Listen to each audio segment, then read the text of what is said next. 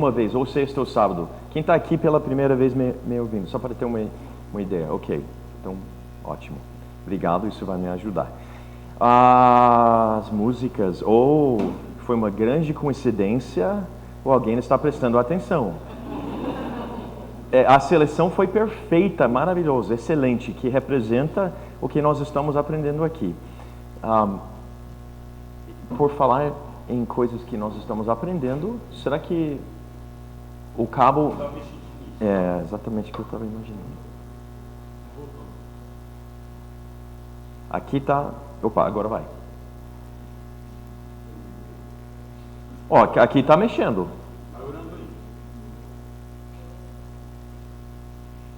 Quer que eu tire e coloque de volta?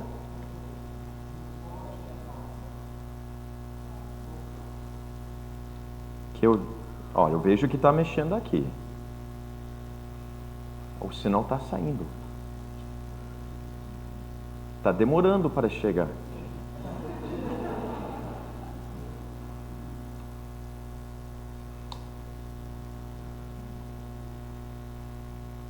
Opa.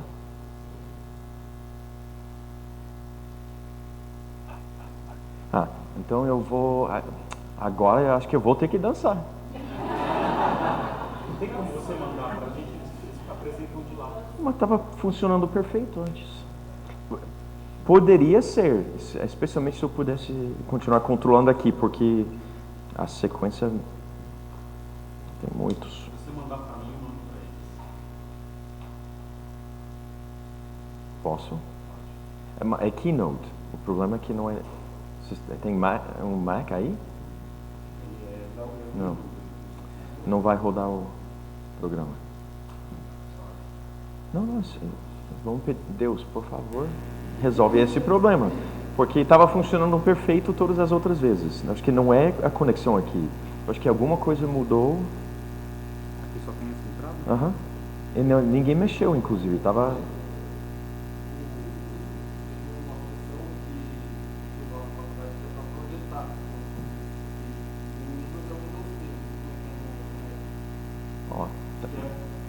Continua. Posso sair? Pode. E tenta mexer aqui não. Você tem aqui de projetar o tipo F5 ou não sei como que é no seu. Não, é plug and play. É tudo automático sempre. Então vou...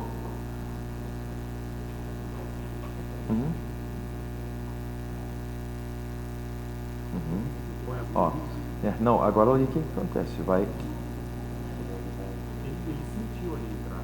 Sim. Ó. Já deveria estar aparecendo. Uma opção é que eu possa reiniciar o computador. Opa! Ou não. Obrigado, Deus. Muito bom. Agora, ok. Então. Não mexe aí. Não vou fazer nada. Eu vou ficar longe, inclusive. Ó, vamos ver se... É demais também. Opa, conectado. Pronto. Ok. Então, quem chegou agora, quem não estava aqui antes, nós estamos trabalhando com vários temas, mas em uma coisa só. O tema principal desse final de semana é cristão intencionalmente internacional. Cristão intencional, internacional quer dizer um cristão, crente em Jesus, que intencionalmente se engaja na missão de Deus. E juntos, coletivamente, também como igreja, nós queremos nos engajarmos na missão de Deus. Cristão intencionalmente internacional são crentes, o corpo de Cristo, intencionalmente buscando cumprir a missão de Deus entre todos os povos. Então nós temos trabalhado com a grande história da Bíblia, metanarrativa, grande história, que desde o início da história, Gênesis, até o final da história, Apocalipse, em momentos diferentes na história do povo de Deus, tipos de literatura diferente na Bíblia, nós descobrimos sempre a mesma coisa, que a história, a grande história, é a história da glória de Deus entre todos os povos. Até então, nós podemos pensar, é a glória de Deus entre todos os povos, e eu estou aqui, o que eu sou, o que eu faço, porque é Deus e as nações, onde é que eu encaixo nisso? O risco é isso. Então, para chegar mais perto de casa, a gente fala assim: é a história da glória de Deus em todas as áreas da minha vida, agora sim. Todas as esferas da sociedade, também agora sim, porque eu estou inserido em uma ou mais esfera de influência na nossa sociedade, e todos os povos do mundo. Então, a Bíblia é a história da glória de Deus em todas as áreas da vida, todas as esferas da sociedade e todos os povos do mundo. A questão se torna onde eu me encaixo e onde nós encaixamos como igreja local. Por sinal, obrigado pela parceria que nós já temos, porque Alex é missionário da Crossover, Alex e Thaís, nem sei se foi mencionado isso, mas você, ele está, de nada. Vocês são o corpo de Cristo em ação, parceiros com Crossover Global, que é a organização missionária que eu represento. A Thaís e a Alex foram, se eu não me engano, em 2016, ou início de 2017. Já faz pelo menos 6 anos sólidos. Eu acho que parceria, não sei se foi o tempo todo, mas foi quase o tempo todo, e oração também. Obrigado por ter lembrado disso. É muito importante. Então, obrigado pelo privilégio de ser parceiro nesse final de semana, mas o fato é que nós já somos parceiros no corpo de Cristo, como membros do mesmo corpo, e também organizações, a igreja e a agência missionária. Então, mas queremos continuar trabalhando nessa parceria. E não uma organização com a outra, mas todos nós juntos para cumprir a grande comissão. Nós chegamos à última parte hoje, começamos a falar muito sobre chamado. Nós afirmamos que existe algo que existe um chamado geral, que todos nós temos. Eu quero trabalhar mais com esse conceito, e chamados específicos que Deus dá para nós. Então, nessa fase, nesse momento, eu quero trabalhar com 2 textos. Um texto do Antigo Testamento, um texto do Novo Testamento. Foram mencionados rapidamente, agora nós vamos nos aprofundarmos um pouquinho mais. Obrigado, João. Eu vou sentar bem aqui. Não vou sentar lá. O que nós vamos trabalhar? Êxodo 19, vocês estão vendo aqui, 4 a 6. Depois nós vamos pular para 1 Pedro 2:9, para ver algumas similaridades,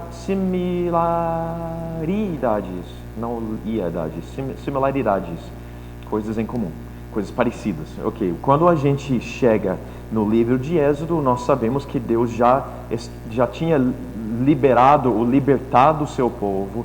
Eles estão começando uma jornada com Deus. Moisés é o líder e Deus quer que o povo saiba algo muito importante. Então ele fala: Moisés, fala para meu povo Israel o seguinte. E Moisés então ele fala: vocês viram o que fiz? Lembra que é Deus falando ao Egito, e como os transportei sobre asas de águias. Uma imagem bonita. Eu os trouxe para junto de mim. Ou seja, vocês não estão viajando, indo longe de mim. Eu trouxe vocês de uma forma majestosa por perto de mim. Agora, se me obedecerem fielmente e guardarem a minha aliança, vocês serão o meu tesouro pessoal dentre todas as nações. Embora toda a terra seja minha, vocês serão para mim um reino de sacerdotes e uma nação santa. Essas são as palavras que você dirá aos israelitas. Então a mensagem de Deus para seu povo, só essa mensagem aqui é tão rica, tão cheia de conteúdo. Vamos ver algumas coisinhas só. Por exemplo, quando Deus fala de tesouro pessoal, a gente ouve, e a tradução às vezes é tesouro pessoal, às vezes, dependendo da tradução, tesouro particular, tesouro peculiar, mas o fato é que esse tesouro pertence a Deus. Ele fala que vocês são tesouro, vocês são os meus. Quando o israelita ouviu Moisés falar em hebraico a palavra segular, eles entenderam algo além do que nós estamos vendo aqui nessa tradução, que nós vamos descobrir o que daqui a pouco. Outra coisa, quando ele fala dentre todas as nações, e embora toda a terra seja minha, Deus está dizendo, eu sou dono, criador, dono de tudo, toda a terra e todos os povos. Mas por motivos não explicados aqui, mas que a gente entende que tem a ver com a soberania de Deus, ele escolheu um povo. Lembram?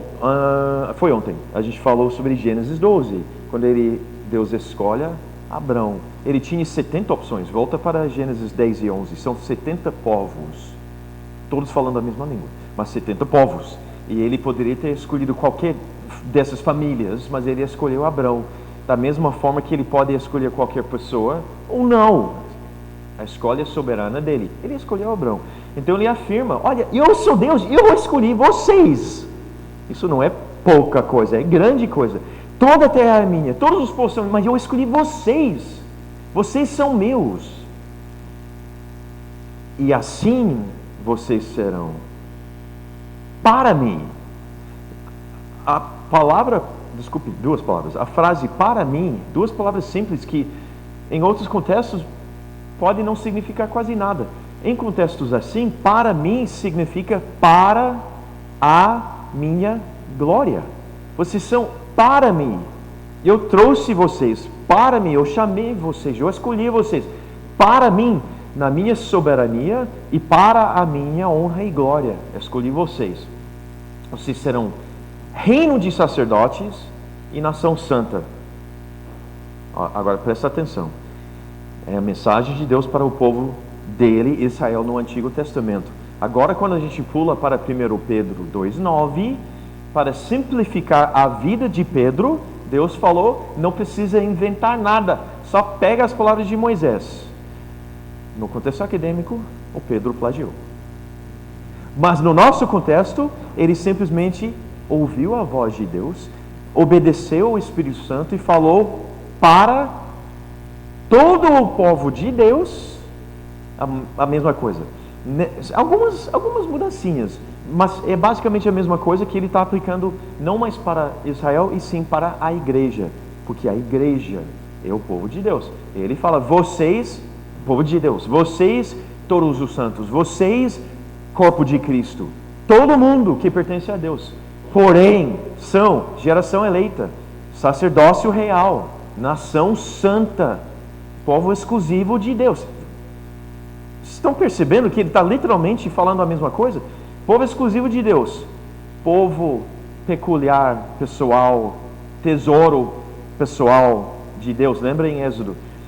Sacerdócio real, nação santa, exatamente o que Moisés tinha falado para o povo de Deus. Agora, Deus está transferindo a mensagem de identidade e de missão para o povo de Deus, que agora é a igreja. Para fazer o quê? Se a gente não prestar atenção, ou se a gente não entende o hebraico que Moisés usou, nós achamos que Pedro está acrescentando alguma coisa aqui. Ao falar, para quê? Qual é a razão de ser nação santa, sacerdócio real, geração eleita? Para proclamar as grandezas daquele que nos chamou das trevas para a sua maravilhosa luz. Pedro está acrescentando. Ele não está acrescentando. O Pedro entende o significado da palavra hebraica segular, que não é meramente tesouro particular. Agora sim, nós temos conteúdo aqui para mexer, para entender melhor. Essa mensagem, nas duas passagens, traz para nós o entendimento de identidade e missão, de chamado e de envio. Então vamos trabalhar com as duas passagens. Primeiro, nós encontramos aqui um chamado. Deus chama seu povo, nós. Ele nos chama para dentro da sua família. A gente sabe disso porque em Êxodo 19, a frase, eu os trouxe para junto de mim, como meu tesouro pessoal. Nós sabemos disso por causa de 1 Pedro 2,9, vocês são geração eleita, sacerdócio real, nação santa, povo exclusivo de Deus. Também tudo isso está em Êxodo. Nós sabemos que Ele nos chamou e a razão pela qual e a dinâmica de onde para onde, porque em 1 Pedro 2,9 ele fala que Deus nos chamou das trevas para a sua maravilhosa luz. primeiro componente dinâmica que nós temos nessas duas passagens é Deus chama de fora para dentro. Deus nos chame para perto dele, para fazer parte da sua família. Então, nós somos chamados para dentro da família de Deus. Nós somos chamados das trevas para a sua maravilhosa luz. É a primeira dinâmica. Segunda dinâmica nessa passagem. A segunda dinâmica, eu não vou falar agora. Eu vou continuar na primeira, eu esqueci que tinha esse slide. Ok. O chamado para dentro da sua família. Para qual razão? Nós temos falado muito sobre a glória de Deus, todas as áreas da vida, todas as esferas da sociedade, todos os povos do mundo. Nós, por natureza, nossa nova identidade em Cristo, nós somos adoradores. Ele nos chamou, Efésios 1, para que nós sejamos para o louvor da sua glória.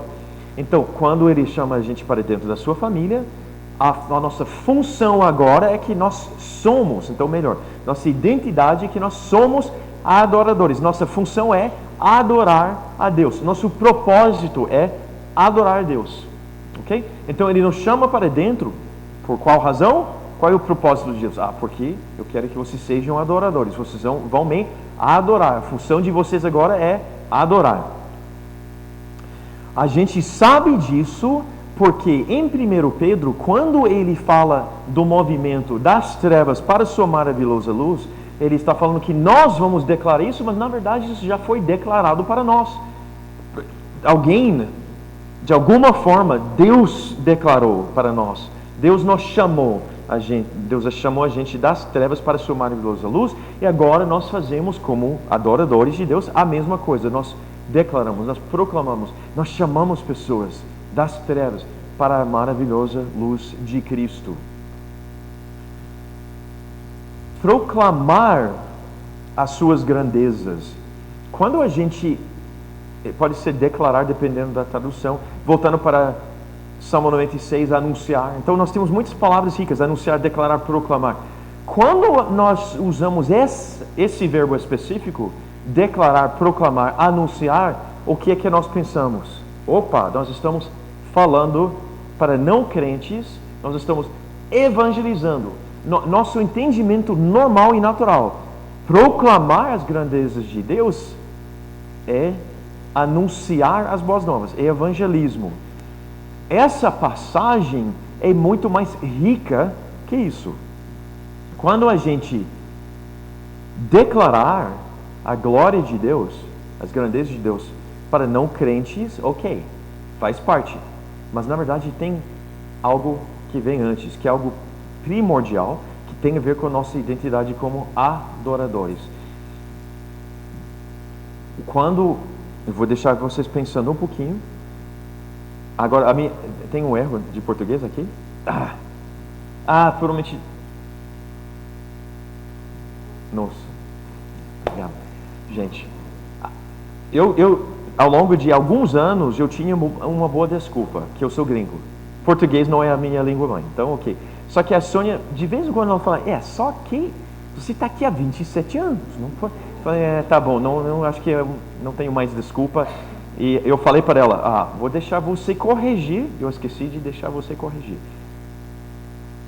Uma ofensa tão grave, quase estou perdendo a minha salvação.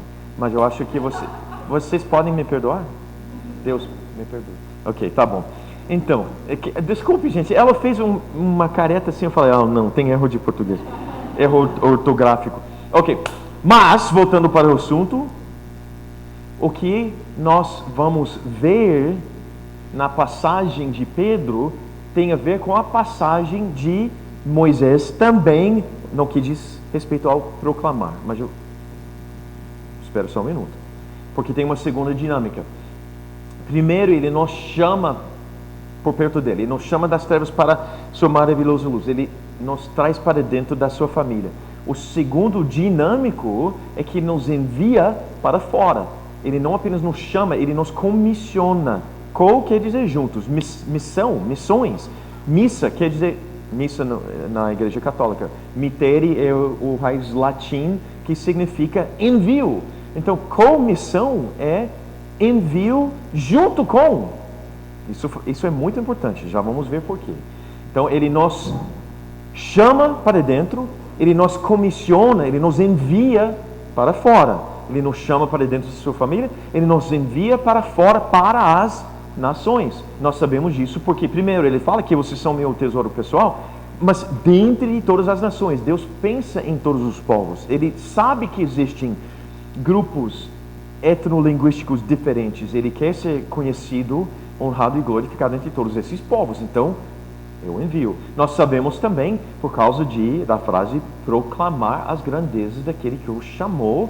E nós sabemos também porque nós somos um reino de sacerdotes, o sacerdócio real. As duas passagens, nós somos nação santa, que foi usado várias vezes. Nós vamos acabar com uma dicotomia falsa entre sagrado e secular, ou entre santo e secular, ou entre santo e mundano. Temos várias formas de falar, mas o fato é que para nós tudo é sagrado, tudo é santo, santificado para a honra e glória de Deus. Então, quando nós vamos com Deus, com missão, nós estamos sendo presença de Deus, o lugar santo, e nós somos ministros. Eu falei muitas vezes, vou falar de novo, nós somos ministros, todos nós. Por quê? Porque Deus nos chama de ministros. Desde o início da história, lá em Êxodo, até no Novo Testamento e até agora, nós somos uma nação santa, nós somos sacerdotes reais. Todos nós. Ele não está escrevendo aqui, nem Moisés no Antigo e nem Pedro no Novo, para um grupo selecionado. Tem todo o corpo de Cristo e um grupo específico selecionado que são os ministros. Ele está dizendo que todos vocês são meus ministros. Então, paramos. Pense, eu sou ministro de Deus, eu sou ministro do Evangelho. Falem em voz alta comigo, eu sou ministro de Deus. Fala, eu sou ministro de Deus. Agora vamos falar, eu sou ministro do Evangelho. Eu sou ministro do Evangelho. Nossa identidade como adorador de Deus é inseparável. Não pode desintegrar, não pode separar, é integrado. Como adorador de Deus, eu sou ministro de Deus. É um pacote inteiro. Eu quero trabalhar mais com esse conceito. Primeiro, nós somos chamados para dentro como adoradores. Depois nós somos enviados para fora para anunciar, ou para proclamar. Propósito é sempre importante. E eu especialmente, eu sempre... Desde o meu pai fala, e a minha esposa até hoje acho que se arrepende um pouquinho de ter casado comigo por causa de uma pergunta que eu sempre faço. Por quê? Desde criança até agora. Por quê? Eu sempre quero saber por quê. Eu quero saber por que Deus me chamou para dentro da sua família. Por quê? Para qual razão? Adorar. Eu quero saber por que Ele me manda para fora. Comissiona. Por que Ele envia? Porque Ele nos envia. Por quê? Para que nós proclamemos. Para que nós anunciemos sua glória. Mas tudo depende do entendimento dessa palavra aqui, hebraica, secular. Ou israelita, ouvindo Moisés falar secular, ele não ouviu apenas tesouro pessoal. Ele ouviu tesouro pessoal e portátil. Esse conceito é extremamente importante. Vou ilustrar. Pensa naquela época, por exemplo, de Salomão, rei Salomão, homem mais sábio e mais rico do mundo. E a gente sabe que eles fizeram viagens diplomáticas na época. Por exemplo, a rainha de Sabá, falei certo? Quando ela visita Salomão e ela fala, e ela comenta sobre a sabedoria do Salomão. O teu povo é abençoado porque você é sábio. E ela comenta sobre as riquezas de Salomão. Agora, podemos entender que não é apenas ela indo ver ele, mas Salomão ou outros reis também faziam viagens diplomáticas. Vamos supor que agora o Salomão faz uma viagem diplomática para um outro povo, um outro rei, uma outra rainha, e ele quer impressionar. Ele quer, porque, puxa, ele é o homem mais sábio e rico do mundo. Então, arrogância à parte, ele também quer representar seu Deus muito bem. Então, o que ele vai fazer? Ele não pode levar todos os tesouros que ele tem. Alguns deles não são nem móveis portáteis, são grandes e pesados. Ele tem muito. Então, o que é que ele vai levar na sua missão diplomática para impressionar os outros governantes? Segular. Por exemplo, nós podemos imaginar uma taça assim, taça de ouro cheio de gêmeas, joias preciosas, para impressionar. Então ele chega lá, está sentado com os outros reis e rainhas, batendo papo. Agora chega a hora de beber alguma coisa. E o cupbearer, eu deveria ter parado para ver a palavra em português. Quem é o cupbearer? O copeiro. Qual que é a função dele? Não só levar, mas também que experimentar. Opa, vamos ver, 5 minutos. Se o cara morrer, eu não vou tomar. A função dele era literalmente validar ou verificar se alguém vai tentar envenenar o rei dele ou não. Então, só que o Salomão, ele não chega lá com taça qualquer. Ele chega lá com uma taça assim. E os outros chegam lá também, olha a minha taça de prata. Outro, olha minha taça de ouro sem joias e gêmeas e diamantes, né? E olha, e de repente o Salomão chega lá com o segular dele é impressionante. O tesouro pessoal e portátil dele é muito impressionante. O que está acontecendo aqui? O rei vai numa missão e leva o quê? Segular. Deus falou que nós somos segular. Nosso Deus, nosso rei é um Deus de missão. Ele está em missão. O que ele faz? Ele vai em missão para as nações. E leva quem junto? Nós, que somos segular. Nós somos os tesouros de Deus, pessoais e também portáteis, móveis. Nós vamos em missão com Deus. Pedro entendeu o significado.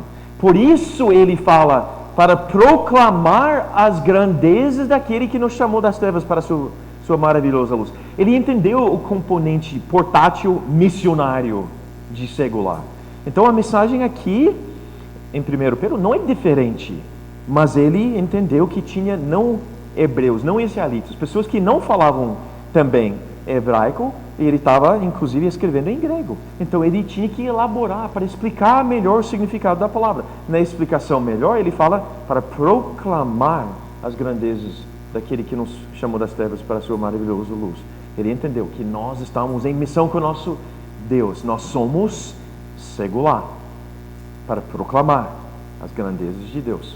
Agora, proclamar as grandezas de Deus não é apenas evangelismo.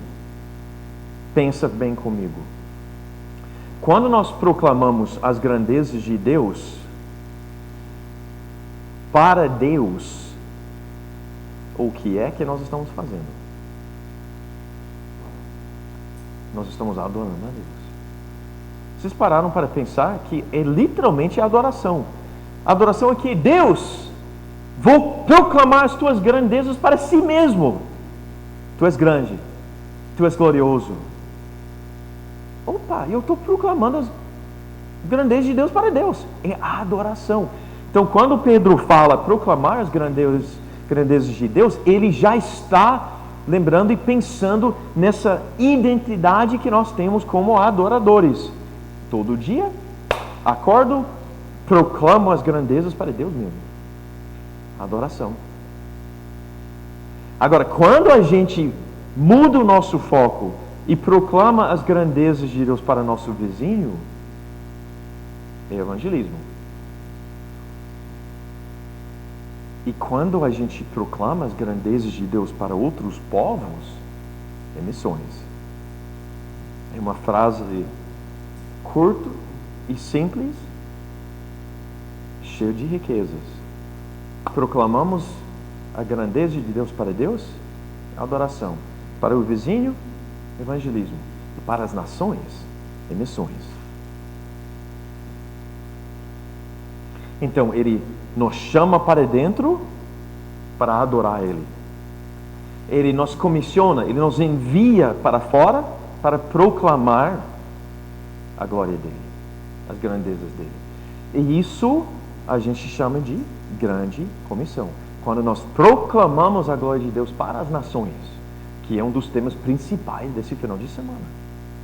Nós proclamamos porque somos adoradores, então amamos Deus tanto que nós queremos que Ele seja conhecido, honrado e glorificado por todos os povos, então nós vamos proclamar.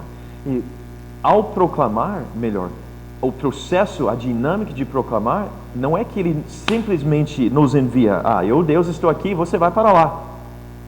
Não, Ele fala, eu vou, porque eu sou um Deus de missão, eu vou embora, eu vou alcançar todos os povos, e vocês vêm comigo, porque eu tenho a minha parte, mas vocês também têm a sua parte.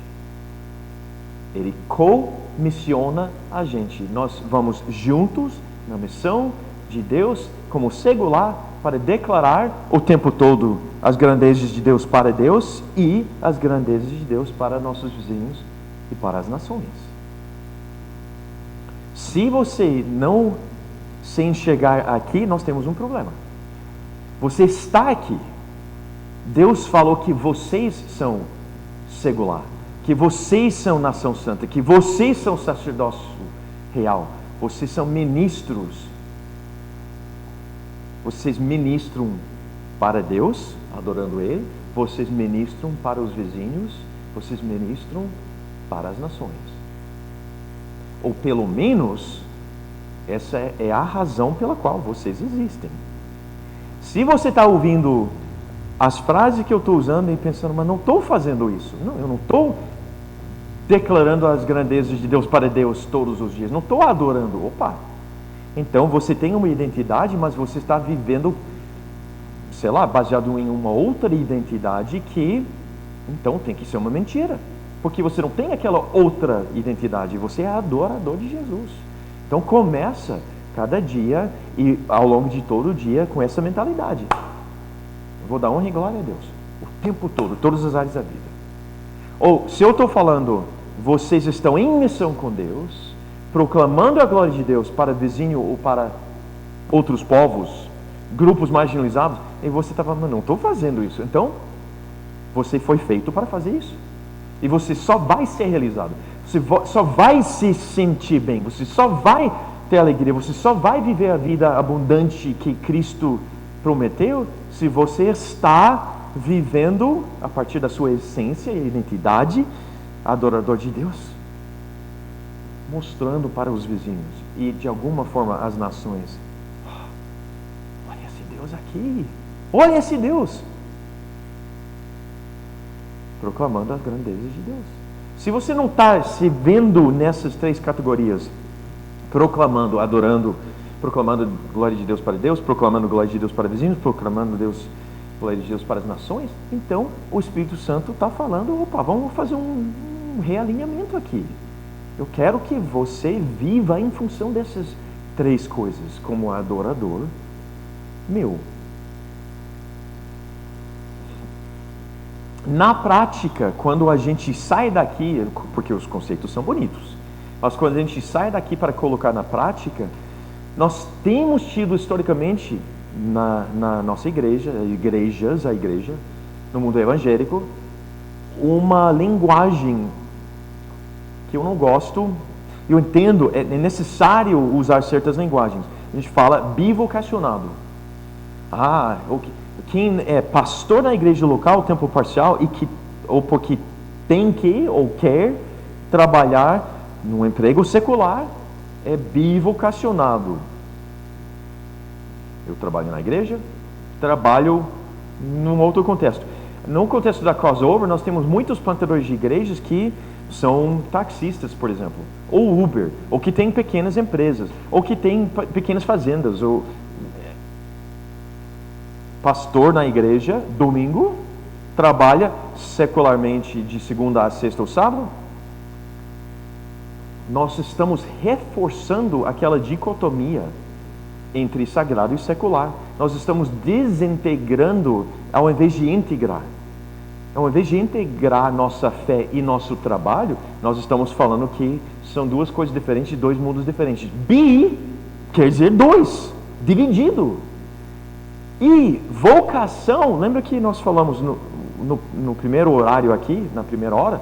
Vocação é chamado. E nós falamos, e novamente estamos afirmando, que todos nós temos esse chamado para existir para a glória de Deus. E só tem um chamado, e todo mundo tem. Então não é dois chamados diferentes e dois contextos, sagrado e secular. Então, bi não ajuda, e vocação, como se tivesse um só, desculpe, como se tivesse dois ou mais, também não ajuda. Qual que seria a forma melhor para a gente entender quem somos? Nós somos univocacionais. Nós temos um chamado. Nosso chamado é existir para a glória de Deus. Todo mundo tem. Você não precisa de mais nada. Você, como crente em Deus, em Jesus, tem que entender que, além de ser meramente crente, além de ser meramente discípulo, meramente seguidor, meramente alguma coisa, você existe como adorador para a glória de Deus. A minha única vocação, ou seja, meu único chamado chamado, eu existo para a glória de Deus. Como é que eu vou manifestar esse único chamado? Porque são muitos, ocupacional. Nós temos muitas ocupações diferentes que nós podemos cumprir ou engajar ou fazer para cumprir o fato que somos univocacionais. Um chamado, várias ocupações para viver nosso chamado, para manifestar nosso chamado. Então, aquele taxista, que também é plantador de igreja, ele não fala que eu sou duas coisas. Ele fala, eu sou uma coisa só. Eu sou uma pessoa só. Eu existo para a glória de Deus. A minha única vocação, meu único chamado. Eu sou chamado para dar glória a Deus. Mas como? Agora a pergunta é diferente. Como? Eu tenho múltiplas opções. Múltiplas ocupações. Tenho várias formas diferentes. Como? Coisas mais básicas. No meu caso, eu sou filho de alguém. Eu sou marido de alguém. Eu sou pai de alguém. São ocupações. Eu estou ocupando espaços diferentes nessas funções diferentes. Mas também eu sou, ou eu estou, ou eu faço. Você pode decidir até onde você quer usar o verbo sou, ou eu simplesmente estou, mas eu trabalho, eu tenho várias ocupações como líder de uma agência missionária, como líder de uma rede global de empresários, como professor, e assim por diante. Áreas diferentes de atuação. Eu jogo vôlei, eu não. Vocês jogam vôlei, eu jogo tênis, mas quando eu estou jogando tênis, é algo que eu estou ocupado nesse momento jogando tênis. E naquele momento, naquele contexto, estou jogando tênis para a glória de Deus. Não jogar a raquete é uma boa forma de glorificar a Deus. Eu não estou dizendo o que é fácil em qualquer dessas ocupações, mas eu estou dizendo que naquele momento onde você está, o que você está fazendo, você está ocupado sendo para a glória de Deus. Faz sentido? Uma vocação, univocacionais. Mas várias formas diferentes de manifestar nossa única vocação, único chamado. Várias ocupações, formas de ficar ocupados dando glória a Deus. Esse chamado para dentro da família, esse envio para fora, para a honra e glória de Deus, para todos nós. Não existe exceção. Não existe nenhum crente em Jesus Cristo na história do mundo. Pode ser que esse crente, e muitos não entendam, mas a intenção de Deus é que todos nós entendamos que nós somos ministros do Evangelho de Jesus Cristo. Então, para que Deus nos chamou? Para sermos adoradores. É a razão da nossa existência. Esse chamado é geral, porque todos têm. Qualquer crente em Jesus é chamado para ser adorador de Jesus. e não precisamos de mais nada. Lembra que eu comecei a falar sobre a minha experiência com Deus com 17 anos de idade? Eu conheci Cristo e 6 meses depois eu achei que Ele estava me chamando. Ele estava. Mas eu usei um conceito simples que eu entendi porque eu tinha, na minha vida inteira, estudado a Bíblia por 6 meses. E só na mesma igreja o tempo todo. E eu entendi o quê? Que existe esse conceito de chamado. Quem é chamado? O pastor de igreja local. Então eu pensei que o resto da minha vida, Deus está me chamando, então acho que é para ser pastor em igreja local o resto da minha vida. Na verdade, eu achei que seria como pastor de adolescentes, numa igreja no sul dos Estados Unidos, o resto da minha vida. O que Deus tem mostrado ao longo da jornada? O chamado foi real. Mas o chamado é que Ele me chamou para dentro da sua família, para dar honra e glória a Ele. E uma das formas que honramos Ele é obedecer todo dia. Então, se um dia eu acordar e Ele falar, não, agora você não vai trabalhar na igreja local, você vai montar uma agência missionária. Agora você não vai trabalhar nos Estados Unidos, você vai ser missionário na Bélgica e depois no Brasil. Vocês sabem, eu vou falar sinceramente para vocês, eu não tenho chamado missionário. Eu sou missionário transcultural há 33 anos. E eu não tenho chamado missionário. O meu chamado é para glorificar a Deus. E a forma em que eu faço isso é caminhar no poder do Espírito Santo, em obediência. E se Ele falar um dia, monte uma agência missionária, claro que eu quero fazer isso. Vai de um país para outro. Claro que eu quero fazer isso. No caso de vocês, se Ele falar algo radical também, tipo, sai de um emprego, vai para um outro emprego. Sai de um estado, vai para outro estado. Sai de um emprego seguro para montar uma nova empresa. É uma jornada tão missionária quanto a minha, sem ter um chamado missionário, mas sim entender que o único chamado que você precisa é ser adorador de Deus. E o único desejo que você precisa ter é dar glória a Ele. E você faz isso obedecendo Ele a cada passo, cada dia, cada fase de vida, cada ano. Agora, Ele é bondoso e Ele sabe que para nós é difícil entender como cumprir o chamado geral, então Ele dá chamados específicos. Ele orienta a gente. Eu vou pular essa parte aqui para economizar tempo e falar sobre o chamado específico.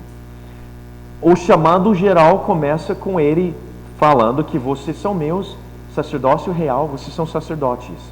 Se a gente quiser sair, pode ser que Pedro entendeu alguma coisa e Paulo não. O que o Paulo fala? 2 Coríntios 3, versículos 5 e 6. Vocês, todos nós, somos, eu vou usar as palavras de Paulo, ministros de uma nova aliança. A nova aliança é o Evangelho para nós. É a nova forma da humanidade se relacionar com Deus. Paulo fala que nós somos ministros de uma nova aliança.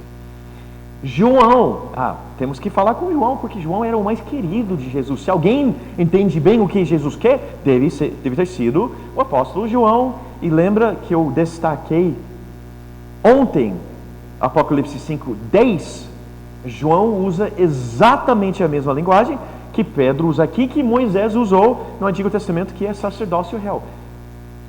É uma nação de sacerdotes. Todos nós somos sacerdotes reais. Todos nós somos ministros do Evangelho. O Antigo Testamento é claro. O Novo Testamento é mais claro ainda, que nós somos ministros. Então, como é que nós vamos entender? Primeiro, ele chama todos nós de ministros. Ele chama a gente para dentro da sua família. Chamado geral, pode ser ponto final, mas não precisa. Olha a dinâmica na vida de Cristo. Em Marcos 3, a gente encontra Jesus e seus discípulos entre uma grande multidão de pessoas. Quando essas pessoas ouviram a respeito de tudo que Jesus estava fazendo, muitas delas, procedentes de Judeia e várias regiões, foram atrás dele.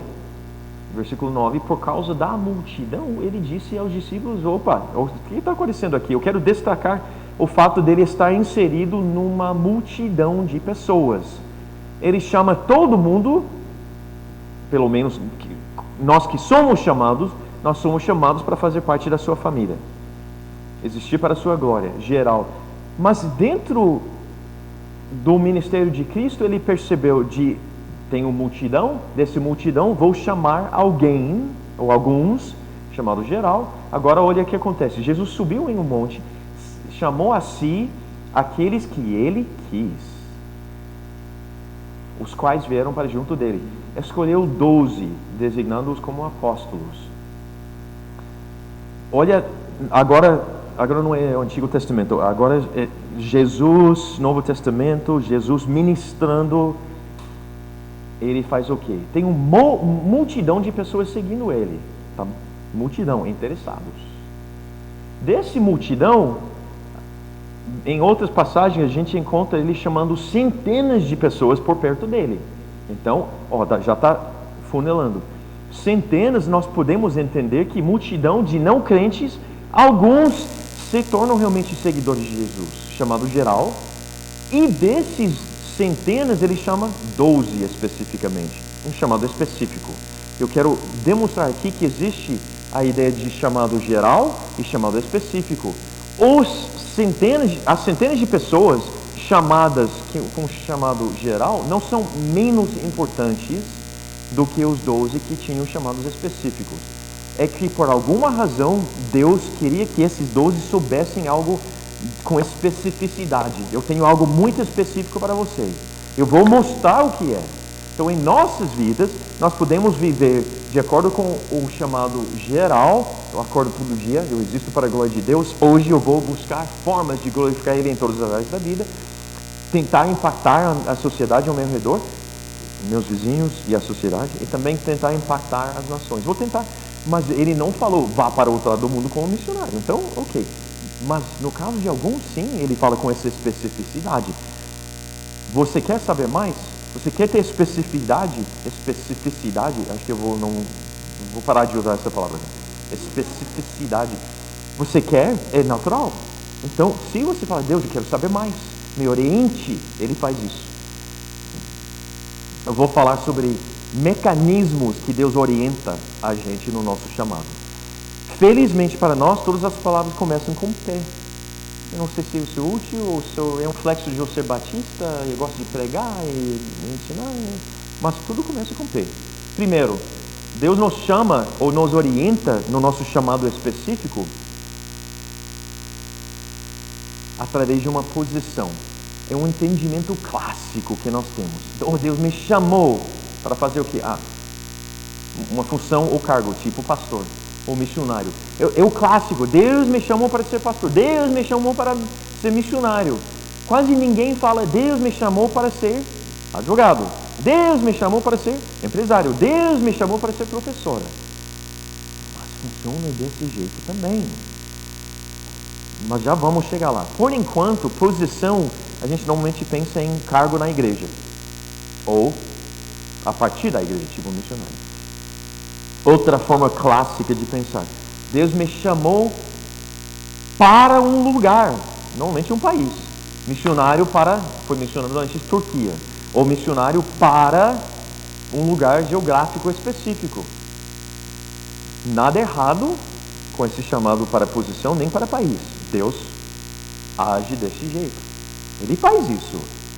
Mas se a gente só usar essas duas opções, essas duas formas de entender o chamado específico de Deus, vamos reforçar aquela visão de dicotomia, de um lado sagrado, clérigos, pastores e missionários, para uma posição na igreja ou um país no mundo. E o resto do corpo de Cristo, eles vão ter que viver com o chamado geral e... Não é isso. Não é assim. Por quê? Uma forma mais bíblica ainda de alinhar ou de entender o chamado é para um povo. E hoje em dia a gente ouve mais, graças a Deus, é uma linguagem mais neotestamentária. Não, bíblica. Povos. Então Deus me chamou não para a Turquia, mas para os turcos. Opa, peraí, mas isso significa o quê? Vamos falar com árabes, mais fácil ainda. Com árabes, Ele me chamou para o norte da África para trabalhar com árabes? Ou para o Oriente Médio, para trabalhar com árabes? Talvez. Então são duas coisas. País, por exemplo, e povo. Mas, eu acho que ele quer que eu trabalhe com árabes, mas eu não acho que ele está querendo me mandar para outro lado no mundo. Então, boas notícias. Tem muitos árabes no Brasil. Árabes muçulmanos. Hoje tem árabes da Síria, do Iraque. Tem afegãos que não são árabes, mas é um outro grupo não alcançado, muçulmano, vindo para... Ou seja, o importante é entender que através de povos, de grupos étnicos, ele orienta a gente. Nós podemos entender nosso chamado específico para glorificar ele através de um povo. Às vezes ele usa esse paradigma, esse tipo de chamado. Uma outra palavra é propósito. Eu provavelmente teria falado causa, só que causa não começa com P. Então, propósito, em que sentido? É uma causa. Por exemplo, direitos humanos ou questões de justiça. Eu tenho um amigo, dois na verdade, um casal de amigos, os dois são ingleses, são advogados, vivem em função de causa.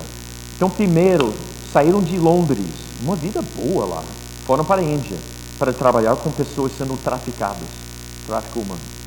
Ficaram 2 anos lá. Próxima causa, propósito de vida. Nós vamos para a África. Por quê? Por causa das injustiças na guerra em Ruanda, em 1994. Crimes de guerra foram cometidas. Então, eles foram lá, advogados, começaram a trabalhar. Enquanto lá, Katie, percebeu que mulheres estão extremamente desprezadas na sociedade. Ela montou uma ONG, causa os direitos das mulheres. De entender que elas são alguém, elas são especiais, elas têm função na sociedade. Enquanto Ollie, o marido, estava trabalhando com as Nações Unidas, na verdade. Crente no meio daquele mundo escuro. Nações, ONU, é um mundo escuro. Que quase não tem luz, mas ele está lá. Outros como ele. E no caso dele, combatendo ou trabalhando contra crimes de guerra. Nisso, ele é promovido, acaba indo para Haia, que a gente fala, Haia, na Holanda, no Tribunal Global, como que é? Tribunal Penal Internacional.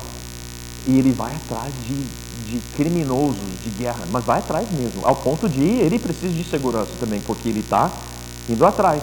E depois mas está vendo, agora eles estão de volta em Londres, trabalhando contra a corrupção de presidentes e outros líderes, especialmente na África, mas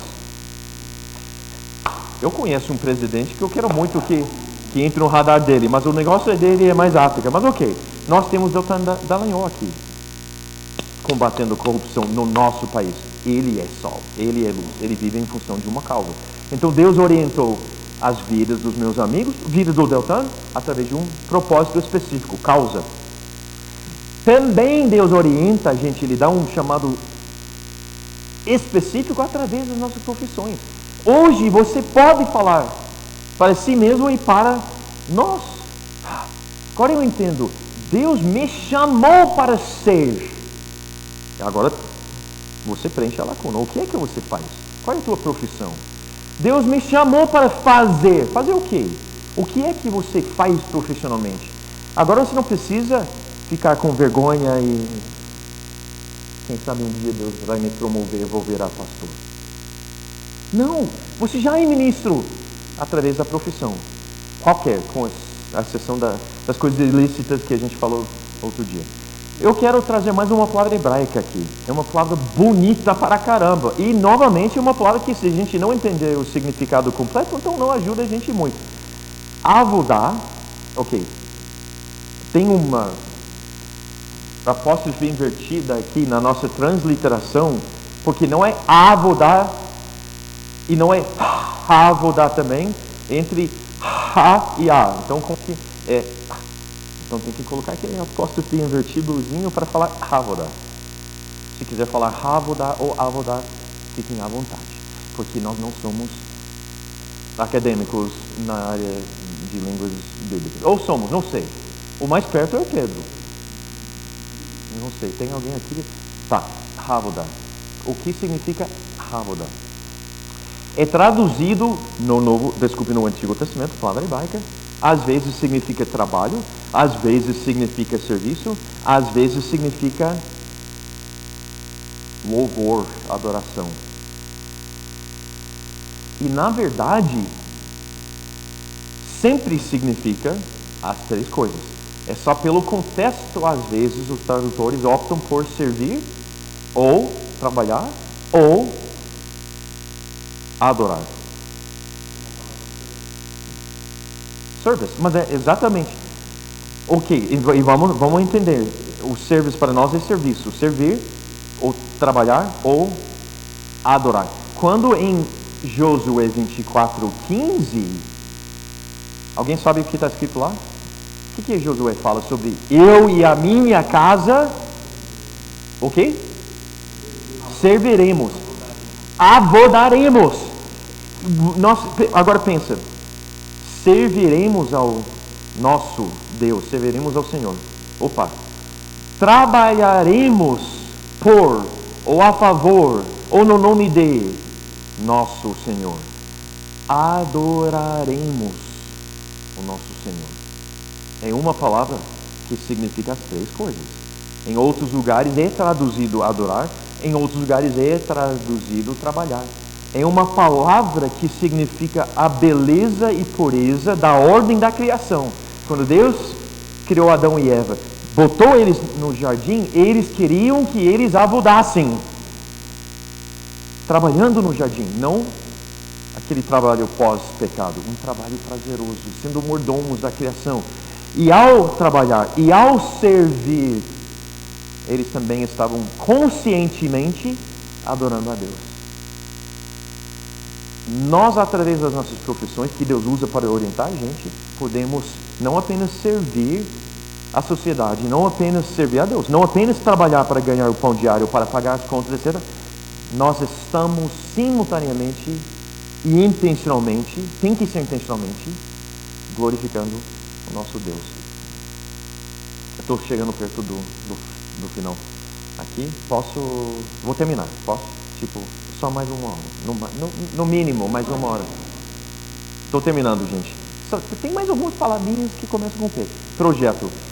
A nossa filha Giovana. Nesse momento, ela está fazendo direito, tem 3 anos, tem que fazer mais 2, mas ela está nas Filipinas trabalhando com meninas resgatadas do tráfico humano. É um projeto, porque não vai durar para sempre. Ela volta no final de junho. Ela já sabe disso.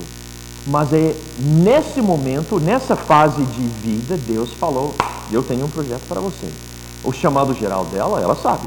Ela existe para a glória de Deus. Mas como que ela vai manifestar? Entre janeiro desse ano e julho, basicamente. 6 meses. Ela tem um projeto.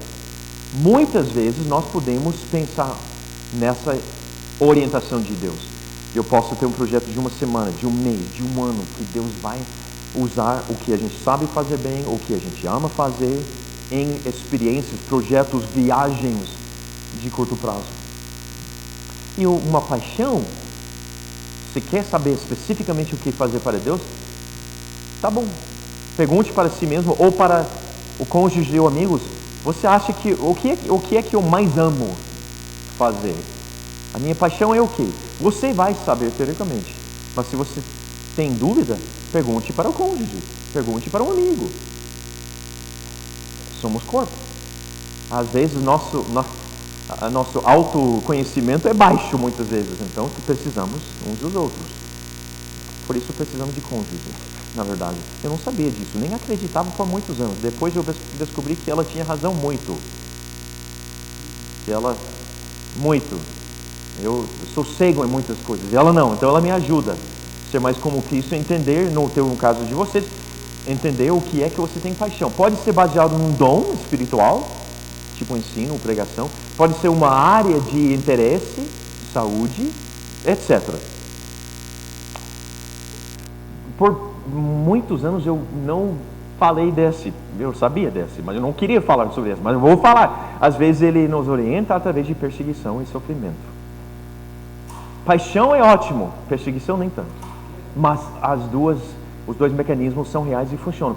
Em Atos 8:1, em Atos 1:8, quando Jesus manda os apóstolos também e os crentes de Jesus para anunciar, para ser testemunhos em Jerusalém, Judeia, Samaria, confins da terra, entre todos os povos em Jerusalém, Judeia, Samaria, confins da terra, passa um período na vida da igreja nova em Jerusalém, e onde ninguém está fazendo isso. Então, em Atos 8:1, Deus manda uma grande perseguição. A forma simples de falar é que se a gente não fizer Atos 1:8, Deus vai fazer Atos 8:1. Se a gente não levar a sério a grande comissão, porque é uma paixão que nós temos, etc., então Ele é capaz de mandar uma perseguição. Às vezes, porque Ele nos ama. E às vezes Ele manda a perseguição para orientar nossas vidas e nos dar um entendimento maior do nosso chamado específico. Alguns são chamados para o ministério de tempo integral. Todos são chamados para ministrar o tempo todo.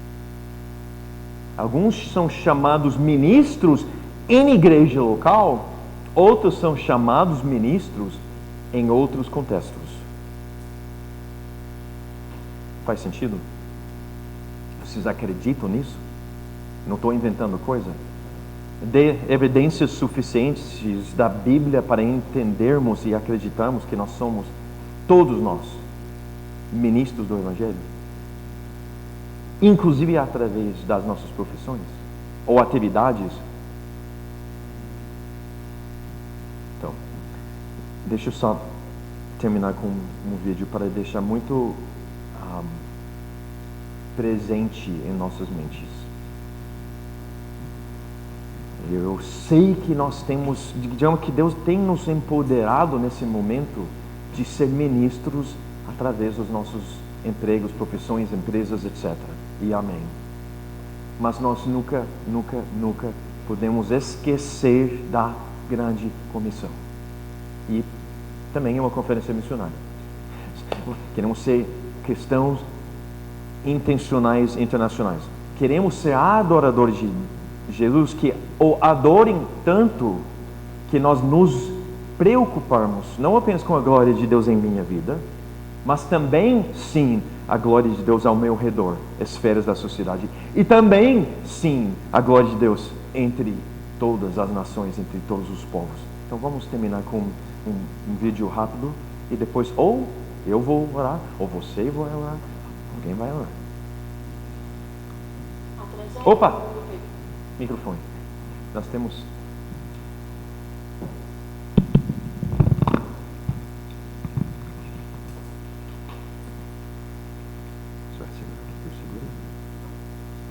A tragédia do mundo perdido não é só que o mundo está perdido e que aqueles sem Cristo vão para o inferno, mas é que aquele que merece toda adoração, honra, glória e louvor não está recebendo a adoração de bilhões de pessoas no mundo. Cânon em Ré maior de...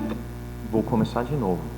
A primeira frase é essencial, nós não podemos perder a primeira frase. A tragédia do mundo perdido não é só que o mundo está perdido e que aqueles sem Cristo vão para o inferno, mas é que aquele que merece toda adoração, honra, glória e louvor não está recebendo a adoração de bilhões de pessoas no mundo. Cânon em Ré maior de Pachelbel é uma peça de música conhecida que começa com uma melodia simples e depois entra o oboé, a flauta, violinos e mais. A riqueza da música é apreciada quando todos os instrumentos são tocados simultaneamente, combinando seus tons e sons. A adoração é como essa música. O tema da adoração é dar glória a Deus. A riqueza dela é completamente realizada quando o tema é tocado com uma variedade de instrumentos humanos, que simultaneamente combinam seus tons e sons culturais em um glorioso hino de louvor ao Deus Todo-Poderoso. Isso é o propósito de missões, convidar a cada pessoa a unir-se a essa sinfonia de louvor.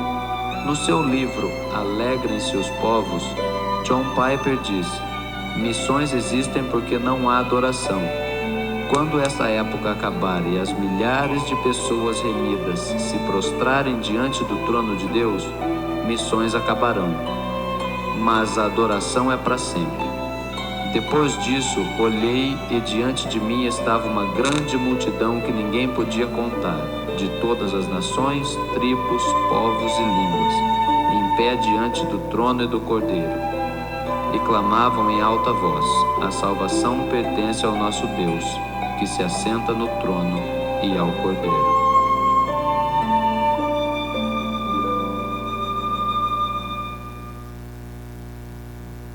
Salvação pertence ao nosso Deus.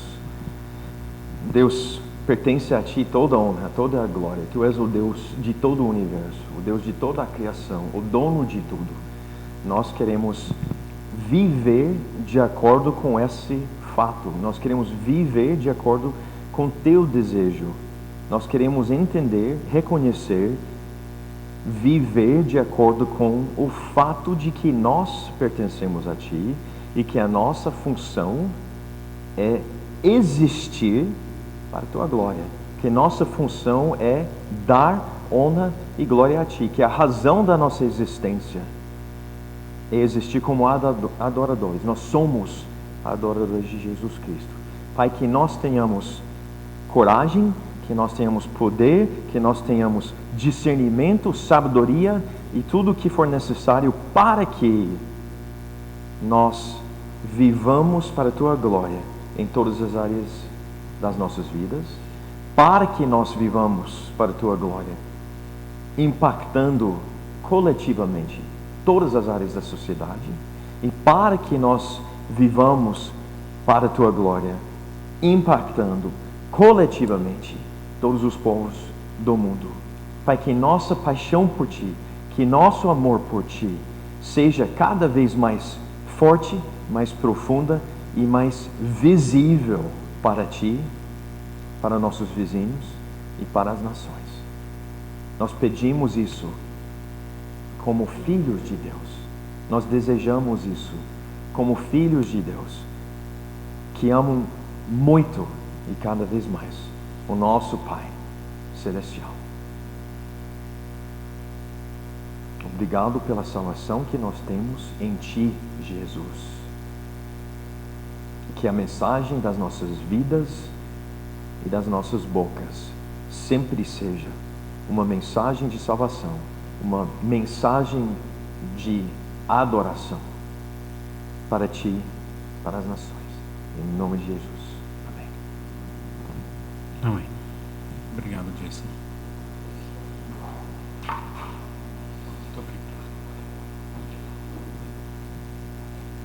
Obrigado, Jason, por construir nesses 3 dias, essas 4 conversas, uma teologia sólida da glória de Deus e do nosso papel como adoradores. Turma, então nós vamos